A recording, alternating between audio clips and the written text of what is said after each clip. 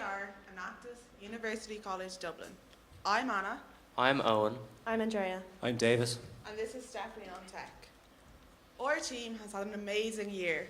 Our success at the Enactus World Cup in Beijing led to a surge in interest, and as a result, our membership grew by 350%.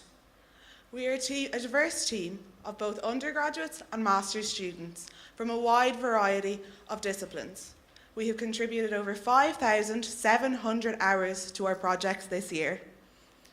In order to ensure that we remain sustainable, we developed an alumni network portal and have continued to leverage our business advisory board and grow sustainable partners. First, we're going to talk about our local project, Generation Accommodation. Generation Accommodation aims to bridge the generational gap between dependable students and senior members of society by exchanging companionship in return for affordable accommodation. There are two social problems in the community today: social isolation and loneliness amongst the elderly, and vulnerability with respect to accessing accommodation for students. What Generation Accommodation does is it empowers elderly people to rent out their homes to students.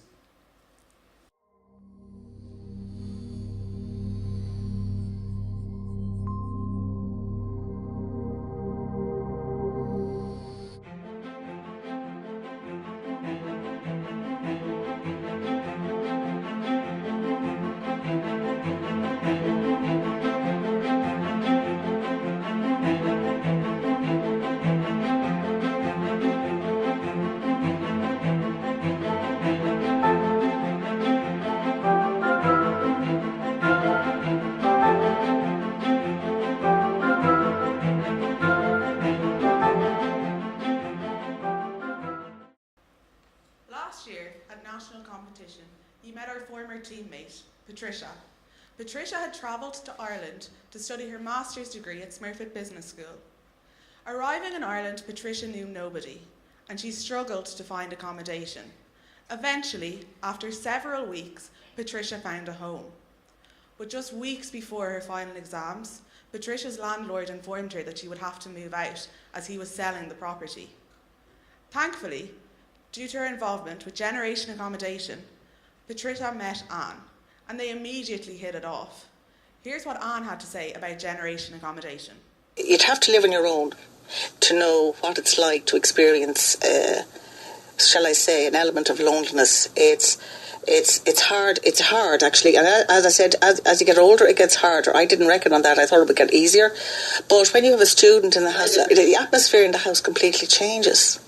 And it's incredible. The student could be up in the bedroom and you could be downstairs, but it's completely different to having nobody upstairs.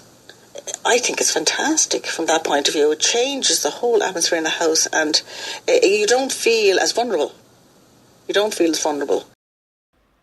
Patricia and Anne became our first Generation Accommodation match, and from here, Generation Accommodation grew. Our business model is a simple one. First, we advertise through an active marketing campaign. To target students, it's pretty easy. We go online where they already are.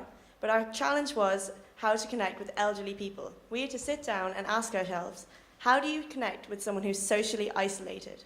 Well, we went out into the community, into local church groups and local organisations, and established Generation and got talking to people to gain a sense of trust for our initiative. We then, once we have matching participants, both a student and an elderly person, they fill in an application form.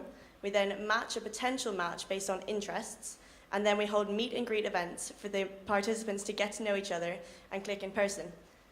We then help with the signing of the lease. This is a unique license to reside, which we developed with the help of Arthur Cox. It protects both the interests of the student and of the homeowner. We then, at the end, once both parties are happy to sign the lease, we take a €100 membership fee from each participant to cover the year-long membership of Generation Accommodation Community. For an extra security feature, we also offer Garda vetting services to anyone who requests it, and we have partnered with a local charity who fast-tracks these applications. Since the national final last year, we have launched stage 2 of the pilot phase of Generation Accommodation. We have launched many information events for Generation Accommodation in August and September.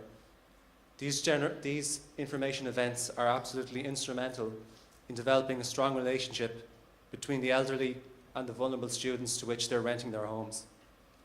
These events foster a strong relationship, but also a sense of community and a sense of community that is absolutely key to and instrumental to generation accommodation. Our media coverage was instrumental to the success of Generation Accommodation. We featured on all national newspapers, radio stations and television channels. Overall, we had a media impression of over 14 million.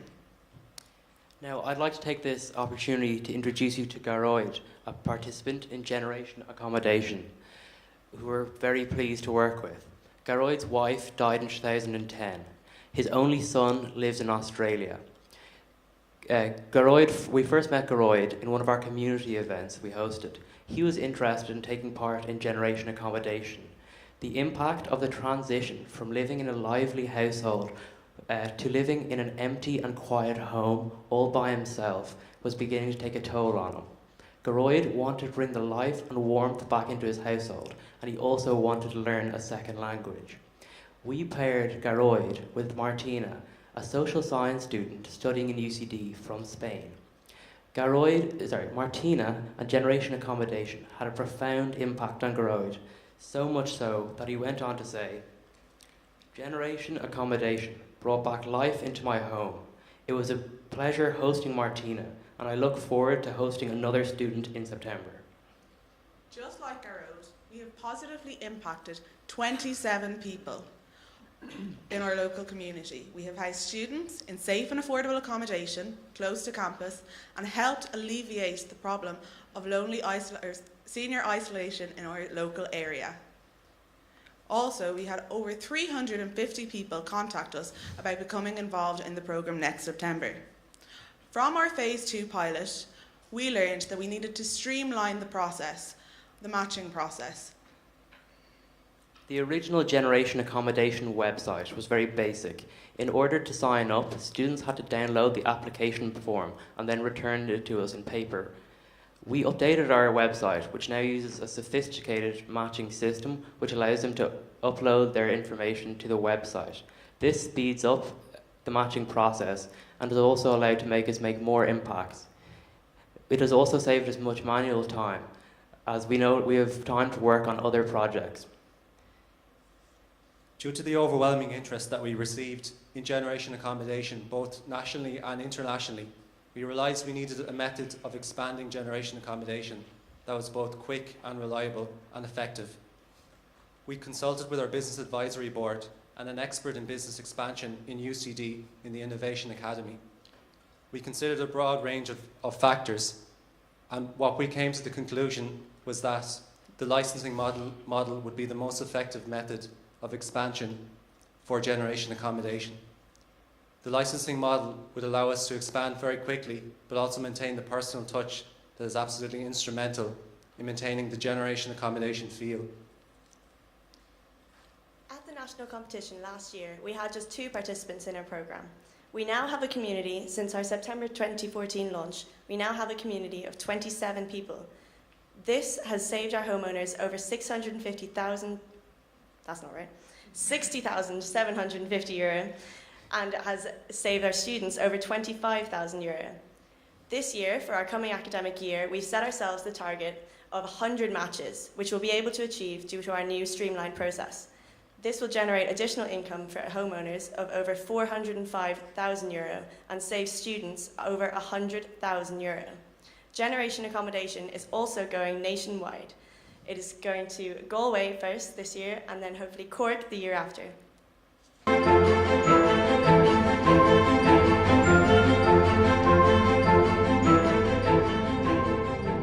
Generation Accommodation. Generation Accommodation. Generation Accommodation. Generation Accommodation. The Social Enterprise Initiative. One group of enterprising students in UCD have come up with that concept in an effort to tackle 2 things: the accommodation crisis among students and loneliness amongst older people. One initiative in University College Dublin is linking older residents in the surrounding area of the college with students looking for accommodation. It's an arrangement which benefits both student and homeowner. Generation accommodation, I think, for everybody is a win-win. Generation Accommodation. Our experience with Generation Accommodation made us passionate about entrepreneurship. We saw the difference it could make in our local communities, and our trip to the World Cup showed us the truly transformative power of entrepreneurship globally. This challenged us to look beyond our local community and brought us to Uganda, to Student Enterprise and Innovation Africa. Uganda has the highest youth unemployment rates in all of Africa. From the ages of 15 to 24-year-olds, 83% of them are unemployed, and nearly 40% of Ugandans live below the international poverty line.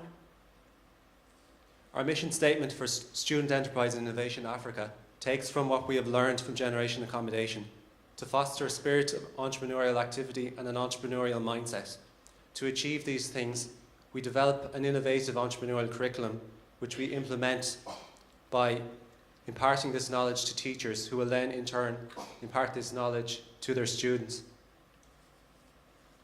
The previous curriculum developed by Enactus UCD in 2012 was a paper-based workbook.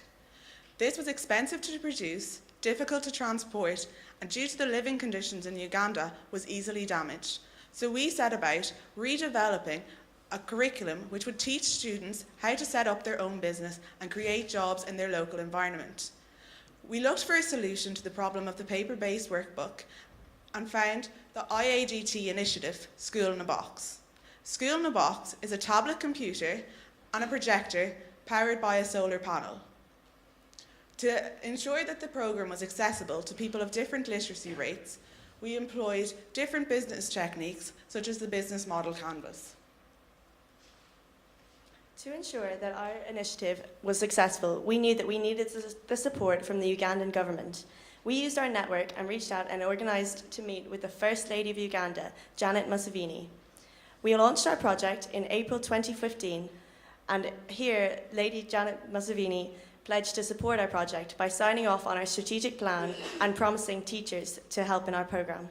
In order to ensure the sustainability of the project, we've been developing relationships with local business people in Uganda. By pairing these local business people with students, they can act as mentors and help create an entrepreneurial community in Uganda. In the future, we plan to link students in Ireland with their Ugandan counterparts. We hope to create a virtual classroom using School in a Box, which will allow remote peer-to-peer learning and social and cultural exchange. This summer, the entrepreneurial curriculum, the programme, will be delivered in Uganda to 75 teachers who will then in turn impart this knowledge, this expertise and this entrepreneurial mindset to 1,000 students. Our teammate Anna will visit Uganda this August to help in the delivery of the programme. Enactus UCD harnesses technology to empower communities and to create lasting social impact, both at home and abroad.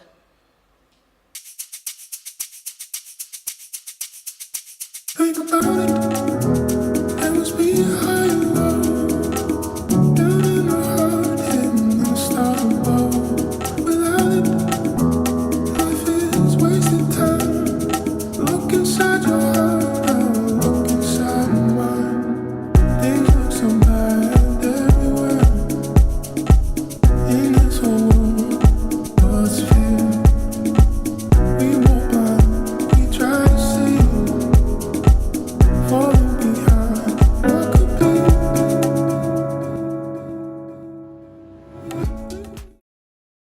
Thank you for listening, and we now open the floor to questions.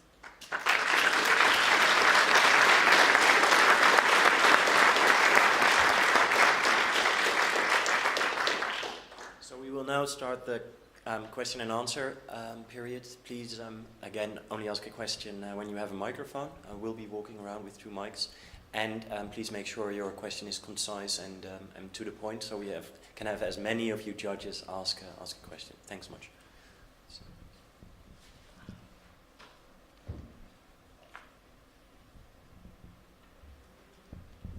Thank you, Madam. On generation accommodation, in order to reach older people, but also to scale that up, how do you envisage you will gain the trust of older people in the service without the bridging of the gap between the older person and the applicant becoming a cumbersome and time-consuming piece of work for generation accommodation? Yeah, I'll take that question. So it's something we've actually managed, we feel we've managed to sort out already, in that we hold the regular community events and information sessions, and the student and the homeowner both come along, but it's not just one student and homeowner. They kind of naturally tend to pick themselves because it's a large group, and they get to talking, and then they kind of decide who they feel would be the most comfortable, and then we get feedback the next day, and they'd say, I've spoken to such and such a person and I feel that they'd be a good match for me, and that's when they go into the proper meet and greet phase. So that's how we've managed to alleviate that problem, almost like speed dating, I suppose. Hi, well done to you. Can you tell me a little bit more about the licensing model and how that's going to work in the expansion phase?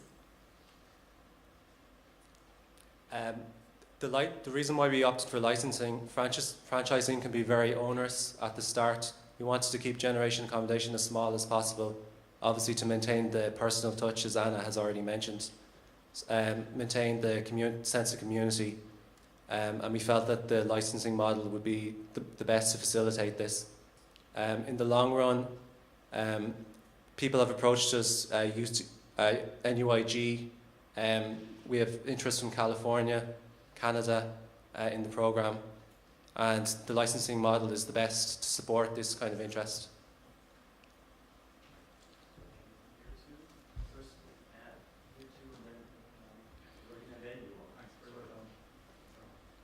Roughly since last year and your success last year, between generation accommodation and then the Ugandan initiative, could you just give us a feel for the rough mix of time that you've collectively spent on one relative to the other? Is it 80-20? Is it 50-50? Is it 90-10?